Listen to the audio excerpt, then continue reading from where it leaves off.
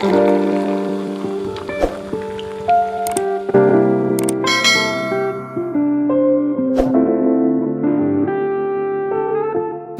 Glass 2 रोटी के बराबर है और सारी कैलोरीज शुगर से हैं। मतलब आप जब 2 रोटी खाते हो और इसके साथ ये ग्लास पी रहे हो तो एक्चुअली में आप 4 रोटी खा रहे हो। अब इस आइसक्रीम को ले लो। देखने में तो ऐसी लग रही है कि मुंह में पानी आ जाए, और ऊपर से चॉकलेट फ्लेवर जो सबका फेवरेट है। मगर ये छोटी सी आइसक्रीम 3 रोटी के बराबर है। और वैसे भी हम खाने के बाद कई बार मीठा जरूर खाते हैं, तो ये हमारी आइडियल डेली कैलोरी कंजप्शन को 40% बढ़ा देगा।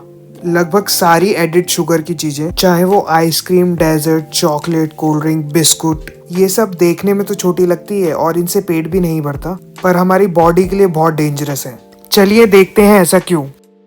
हमारी बॉडी को तो शुगर वैसे चाहिए ही नहीं, क्योंकि कार्बोहाइड्रेट्स और शुगर में कुछ फर्क होता नहीं है। क्योंकि हम जब भी कार्बोहाइड्रेट वाले फूड खाते हैं, जैसे कि रोटी, चावल, वेजिटेबल, फ्रूट्स, बॉडी इनको ब्रेक डाउन करके ग्लूकोज में ही कन्वर्ट करती है। और शुगर तो खुद ही में एक ग्लूकोज है, जो ब्रेक डाउन हो जाता है हमारे मुंह में डालते ही, और इंस्टेंटली ब्लड स्ट्रीम में ग्लूकोज के फॉर्म में पहुंच जाता है, जिसकी वजह से हमारे ब्रेन को किक मिलती है डोपामीन की, और हमें फील गुड फैक्टर का एक्सपीरियंस देता है।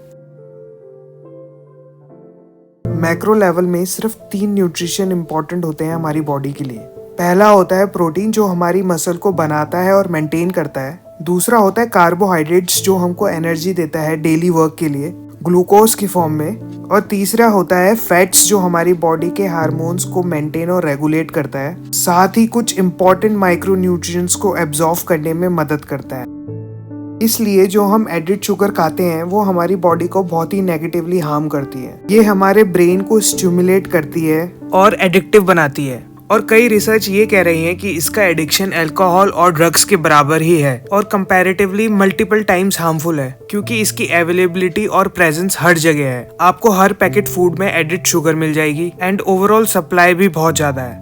और एडिड बोनस मिलता है मार्केटिंग स्ट्रेटेजीज को, इसमें बड़ी बड़ी सेलिब्रिटीज भी इन्वॉल्व हैं, और ये बड़ी कंपनीज और रिच लोग हमें एडिक्ट करके पैसे कमाते ही जा रहे हैं। ये लोग सबसे ज्यादा मार्केट बच्चों को ही करते हैं, क्योंकि बचपन से जो आदत डलवानी है, और बचपन की आदत छुड़वानी बहुत मुश्किल होती है।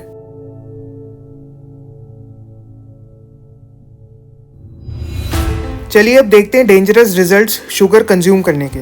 वैसे तो शुगर के कारण बहुत सारी बीमारियां होती हैं, पर कुछ ऐसी बड़ी बीमारियां हैं जिनको सही टाइम पे नहीं रोका गया तो वो बाद में बहुत प्रॉब्लम का कारण बनती है हमारी लाइफ में। सबसे पहले इन सब बीमारी का मेन रीजन जो होता है उसको कहते हैं डायबिटीज। हम जो इतनी सारी एडिड शुगर ले रहे हैं अपने खाने में, और साथ ही हम एक्स्ट्रा कार्बोहाइड्रेट्स के जो खाने खा रहे हैं, जैसे कि रिफाइंड फ्लावर, मैदा, चिप्स, बिस्कुट, चावल, ये सब सिंपल कार्बोहाइड्रेट्स हैं जो इजीली शुगर में कन्वर्ट हो जाते हैं हमारी बॉडी के अंदर। हमारी ब्लड स्ट्रीम में ये शुगर लेवल इतना ज्यादा बढ़ जाता है कि हमारी बॉडी की इंसुलिन मात्रा भी कम बढ़ जाती है इसको यूज करने में। इंसुलिन हार्मोन हमारी पैनक्रियाज के अंदर बनता है, जो हेल्प करता है इस शुगर को हमारी ब्लड स्ट्रीम के अंदर एनर्जी में कन्वर्ट होने के लिए। हम इन सब खानों से इतनी ज्यादा शुगर कंज्यूम कर लेते हैं जिसकी हमारी बॉडी को रिक्वायरमेंट ही नहीं है। ये इंसुलिन हार जाता है हमारी ब्लड स्ट्रीम के अंदर से ये एक्स्ट्रा शुगर निकालने में, और यही डायबिटीज का कारण बन जाती है। फिर शुरू होता है हमारी बॉडी के अंदर बीमारियों का खेल। ये हाई शुगर की मात्रा हमारे ब्लड को थिक और स्लो मूविंग बना देता है,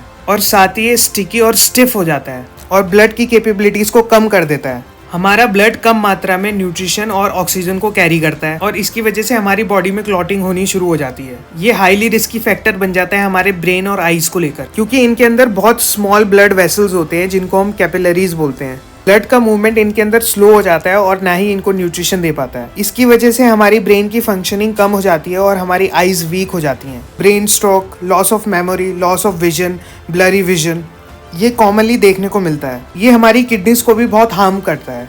हमारी किडनी पे कांस्टेंट प्रेशर रहता है शुगर को ब्लड में से निकालने में।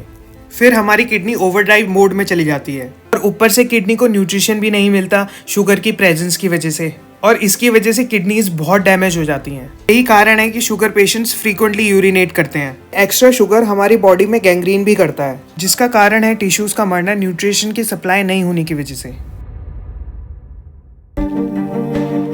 तो अब हमें क्या करना चाहिए इन सब से बचने के लिए? आइडियली तो हमको ये शुगर कंज्यूम करना ही नहीं है, क्योंकि नेचुरल शुगर प्रेजेंट है हमारे फूड में ऑलरेडी, और कार्बोहाइड्रेट्स वो खाने हैं जो कॉम्प्लेक्स हो। कॉम्प्लेक्स का मतलब वो जिनमें फाइबर होता है, क्योंकि इसकी प्रेजेंस कार्बोहाइड्रेट के डाइजेशन को स्लो करती है। इससे स्लोली हमारी बॉडी में एनर्जी रिलीज होती है और हमारे इंसुलिन और शुगर लेवल को बैलेंस करती है। पर ये हमेशा पॉसिबल नहीं होता, क्योंकि इतनी बड़ी बड़ी कंपनीज इन्वॉल्व हैं जो खूब पैसा खर्च करती हैं एडवर्टाइजिंग में, लॉबिंग में, और इन फूड्स की अवेलेबिलिटी भी बहुत ज़्यादा है हमारे आसपास में। तो मैं आपको एक बहुत प्रैक्टिकल सॉल्यूशन बताता हूँ। तो जब भी आप ऐसा फूड खाते हो उसको कंपनसेट करो एक्सरसाइज करने से, और उतना ही खाओ जितना आप कंपनसेट कर सकते हो। साथ ही जब भी आप इन चीजों को लेने या खाने जाते हो तो हमेशा हेल्दी ऑप्शन को फाइंड आउट करो, जैसे कि फूड्स के पीछे लेबल को पढ़ना, उसके इंग्रेडिएंट्स को देखना, उसमें कार्बोहाइड्रेट, फैट और सोडियम के लेवल को चेक करना, साथ ही एक्स्ट्रा प्रिजर्वेटिव और केमिकल को भी देखना, और इंटरनेट को यूज करना उसके फायदे और नुकसान जानने के लिए। आपको ये सब स्टार्टिंग में प्रोएक्टिवली करना है, बाद में धीरे धीरे आदत भी पड़ जाएगी।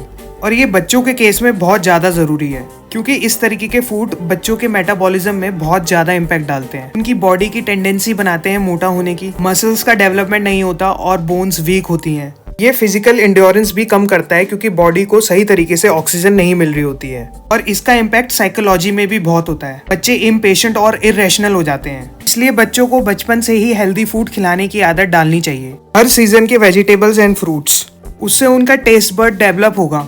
पर आपने बचपन में ही उनको प्रोसेस्ड फूड और शुगर एडेड फूड खिलाए तो वो इनके एडिक्ट बन जाएंगे और हमेशा क्रेविंग करेंगे, क्योंकि हमारी बॉडी की सर्वाइविंग मोड की टेंडेंसी होती है। इसको डाइजेस्ट करने में कम एनर्जी लगती है बॉडी की, और ये एक्स्ट्रा फूड को फैट में स्टोर भी करता है। ये हमारी बॉडी का प्रोटेक्ट करने का मैकेनिज्म है ऐसी सिचुएशन का जब खाने की कमी हो जाए, क्योंकि जब ह्यूमंस फॉरेस्ट में रहते थे तो उनको खाना बहुत मुश्किल से मिलता था। पर आज की डेट में तो खाना ही खाना है। हम अपना खाना तो खा ही रहे हैं, हम ऑल लिविंग बींग्स का भी खाना खा रहे हैं और उनको भी खा रहे हैं। इसलिए आज की डेट में ये मार्केटिंग गिमिक से बचें और हेल्दी फूड की खाने की आदत डालें, क्योंकि फूड 70% और एक्सरसाइज 30% हेल्प करती है हमारी अच्छी बॉडी को अचीव करने में। क्योंकि फादर ऑफ मेडिसिन का कहना है, फूड ही तुम्हारी मेडिसिन है और मेडिसिन ही तुम्हारी फूड। इसलिए अपना दिमाग लगाओ, अपने आप को और अपने बच्चों को हेल्दी बनाओ।